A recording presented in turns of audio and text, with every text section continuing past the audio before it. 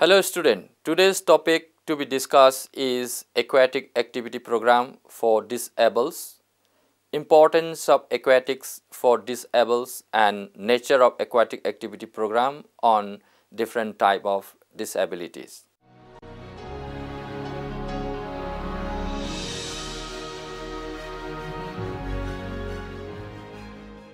Aquatic activities for children with disabilities can foster physical fitness and motor skill development within a physical education program and during the recreational pursuits. It is legal right to request swimming as a part of IEP, Individualized Education Program, because aquatic is listed as a component of physical education under the Individuals with Disability Education Act, IDEA. Aquatic instruction for students with disabilities is neither a luxury nor a therapeutic. Water is a magical medium that helps people with disabilities to be able to walk, jump, and play in a safe way. This buoyancy makes a person 90% lighter in water, which makes some individuals who would not be able to walk on land to take steps in water.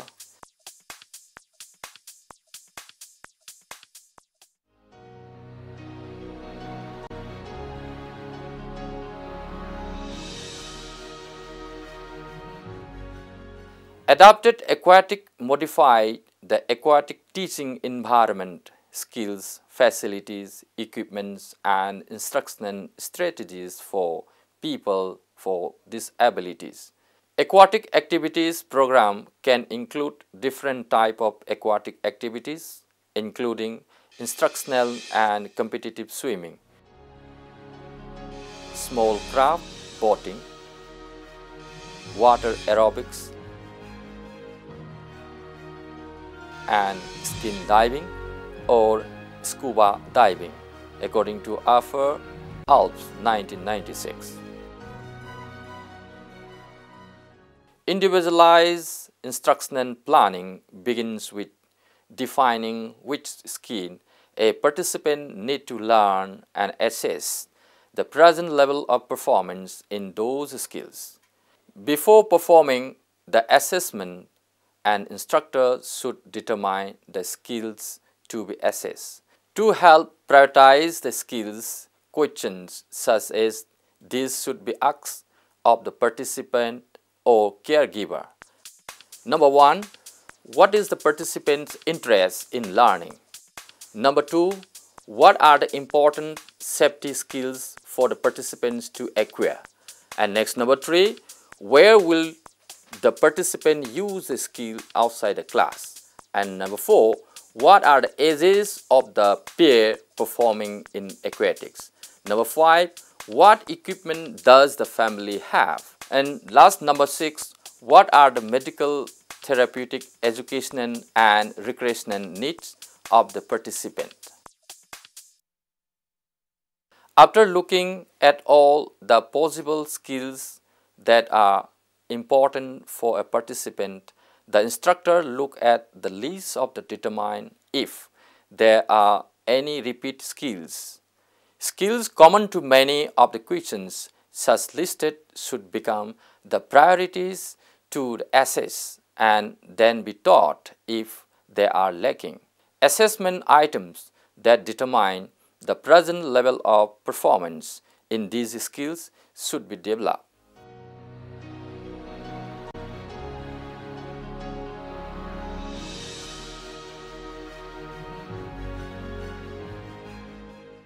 Aquatic activity can enhance physical fitness and motor skills development within a physical education program.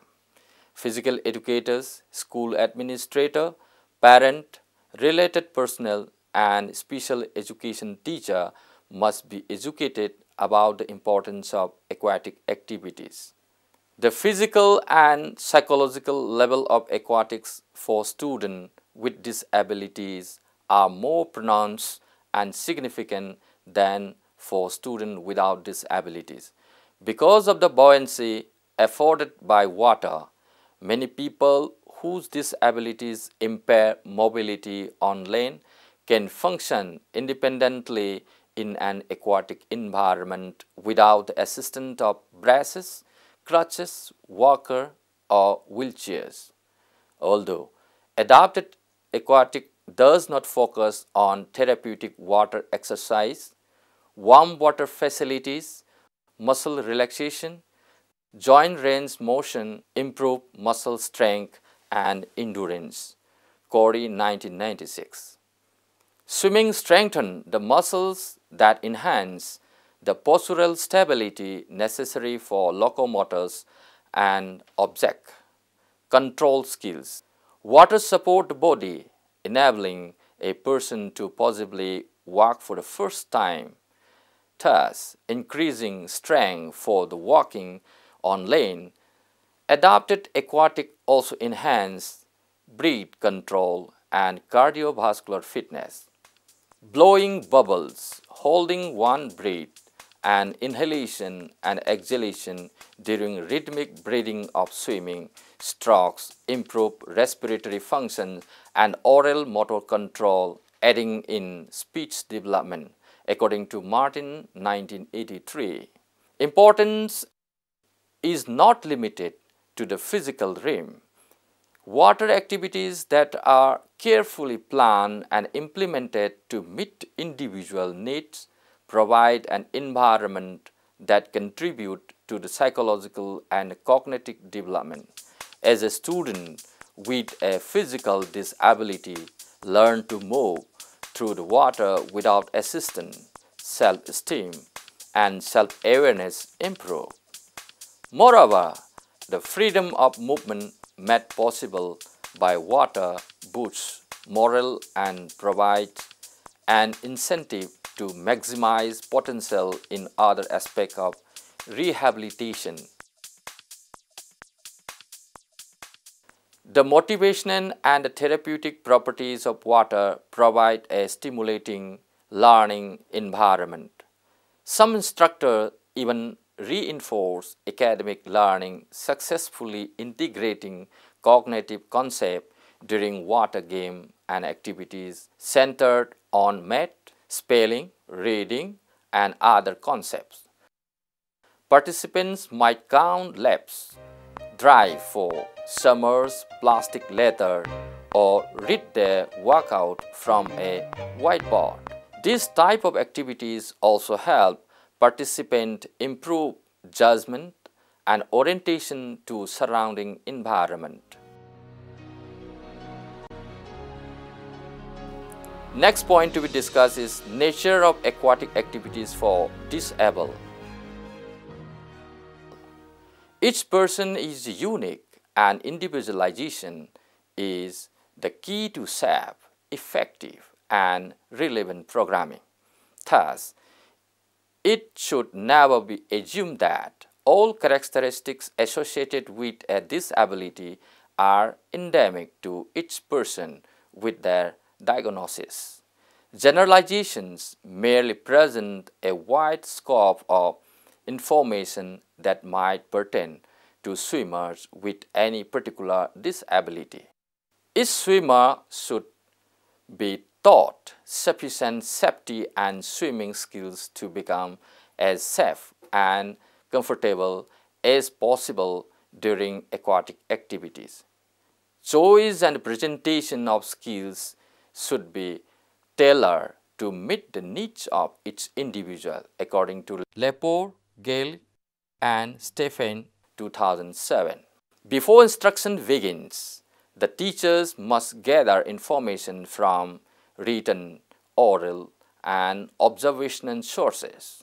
In addition to reading previous records and interviewing the swimmers and significant others, and aquatic assessments must be conducted to determine the present level of functioning. General instructional suggestions include writing long-term goals and short-term performance objectives, task analyzing aquatic skills, determining proper lift and transfer methods, establishing communication signals, and developing holding and positioning techniques to facilitate instruction. Knowledge of typical growth and developmental pattern is helpful in understanding the difference between movements that are developmentally inappropriate and movements that have just not developed yet. For example, doing a bicycle kick is a developmentally appropriate sequence for most children who are learning to swim. But after more experience and decreased fear, this type of kick is inappropriate during freestyle movements. Teaching basic safety skills first, such as mouth closure, rolling over from front to back, changing directions, recovery from falling into the pool, vertical recovery from front and back positions, and holding onto the pool wall help to alleviate fear of more difficult skills. A balanced body position in water is an important prerequisite for skills. The instructor must experiment with horizontal and vertical rotation and appropriate placement of arms, legs, and head to teach the development of proper buoyancy, balance, and water comfort in relation to the student's unique physical characteristics. One method of teaching balance and body position in adapted aquatics is the whole week method, that is Stannett and Limbeck 2001. Finally, presenting swimming cues in a concise manner and connected to something that the student already is familiar with strengthen learning. Because swimming takes place in a unique setting, swimmers with disabilities need cues that refer to situations or movement they already know or know how to do. An example is using the phrase, "Move your hand as if you are opening and closing curtains," to depict the movement of the hands while treading water or schooling.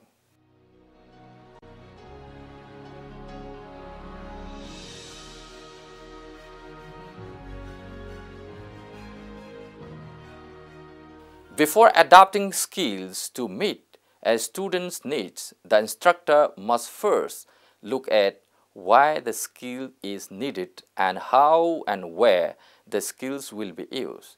Some swimmers might want to pass the competencies for higher levels. Some might want to improve cardiorespiratory functioning, and yet others might want to enter a swim meet.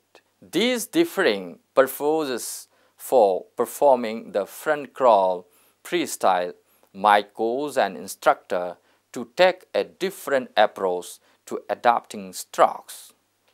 And other aquatic skills. Important consideration in adapting strokes include the following points. Number one, what are the physical constraints for the disability? Next point, what is the most efficient way to propel through water given the constraints? Number three, what movement will cause or diminish the pain or injury? Fourth point, what adaptation can be used to make the stroke or skill as much like not adapted version as possible? Next, number 5 points, what equipment is available to facilitate the skills? Next 6 point, why does the swimmer want to learn this skill? Competition purpose or relaxative purpose? In this, the instructor might need to, number 1, adjust the swimmer's body position by adding flotation or light weight. Next point, change the propulsive action of the arm or legs. Next point, adapt the breathing pattern. adjusting the swimmer's body position is typical for people who have disabilities such as cerebral palsy, CP, stroke, traumatic brain injury, spinal bifida, obesity, limb loss, muscular dystrophy, post-polio syndrome, or traumatic spinal cord injury. Because of the variation from the norms in regard to muscle mass and body fat in the many people with physical disabilities, the center of gravity and center of buoyancy might be atypical. It is important to find an efficient body position.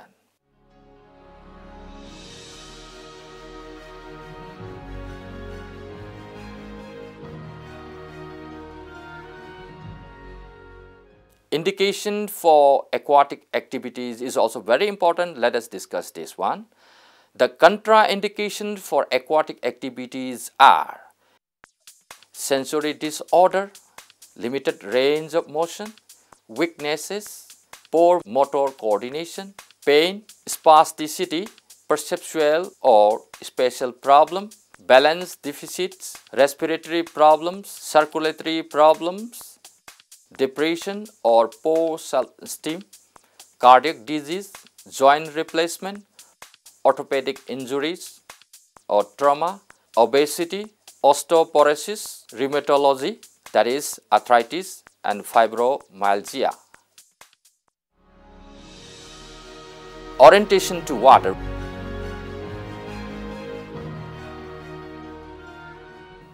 Orientation to water focus on readiness of the learner and other psychological and physiological factors. First, psychologically, each person is unique, learn at an individual rate depending on several psychological factors. Individuals with disabilities might have psychological characteristics that hinder acquisition of aquatic skills.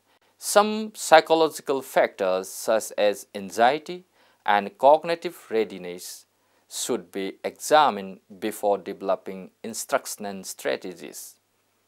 Physiological factors are those in which anatomical and physiological variations in an individual's body affect how and what he or she learns. This includes how disability and medication affect its body system. A swimmer might not be neurologically ready to perform a skill because of brain damage, lack of central nervous system maturity, or a developmental delay. When the instructor understands the effect of a disability or learning and provides developmentally appropriate skills, progressions, learning is increased according to Langerdorfer and Breuer 1995. Most anxiety during swimming instruction stems from fear and discomfort and inhibit mental adjustment to the aquatic environment. Factors that might cause anxiousness in a swimmer include fear of drowning, past frightening water experience, submerging unexpectedly, and choking on water, fear reinforced by warning, for example, don't go near the water or you will drown. Capsizing in a boat, being knocked down by a wave, or feeling of insecurity caused by poor physical ability or unfamiliar surroundings, according to Lepore, Gale, and Steven 1998. Fear stimulates physiological responses such as heightened muscle tone, increased involuntary muscle movement, and inability to float. Fear and insecurity prevent success in swimming.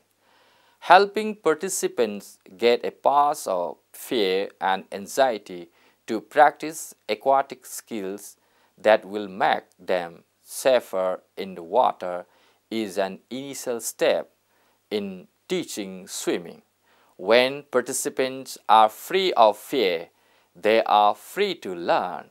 The following tips taken from YMCA of USA Parent, Child and Preschool Aquatic Program Manual 1999A will promote comfort and reduce fear. These suggestions can be used for all ages of participants. Allow more reluctant participant extra time for water acclimation activities. Number 2, use a patient without pampering. Number 3, gently guide, don't force. Number 4, explain everything in a calm, quiet, matters of fact voice. Number 5, teach in shallow water, for example, on pool step, water tables or water docks, or on a gradually sloping ramp. Number 6, emphasizing non-competitive activities. Number 7, provide a marks or goggles if water in the eyes is an issue. Number 8, provide redirection of crying of anxious behaviors by using a colorful of pieces of equipment or discussion of the swimmer's favorite food.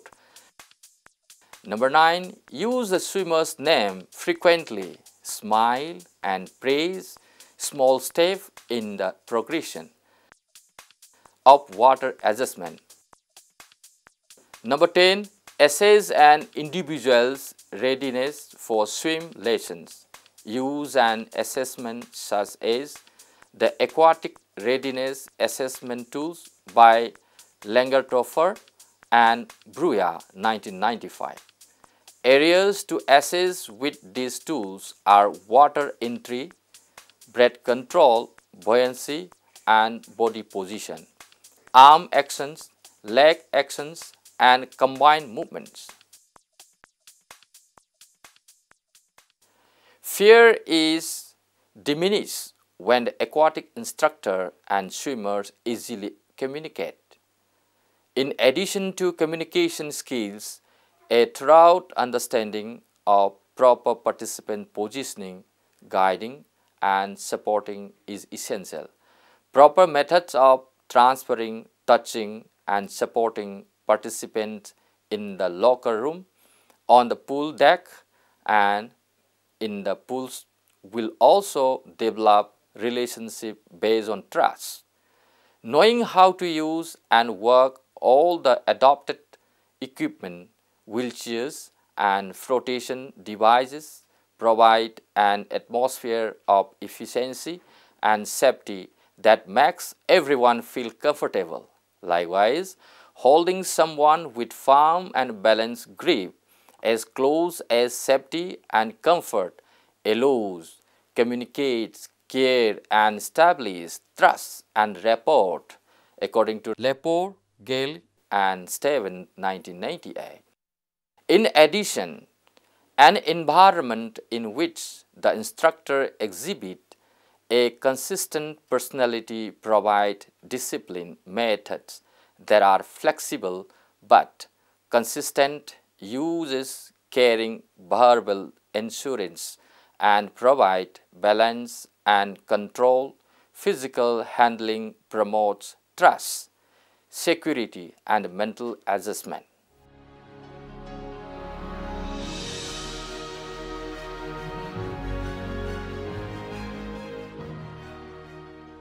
Aquatic activities can enhance physical fitness and motor skills for disabilities.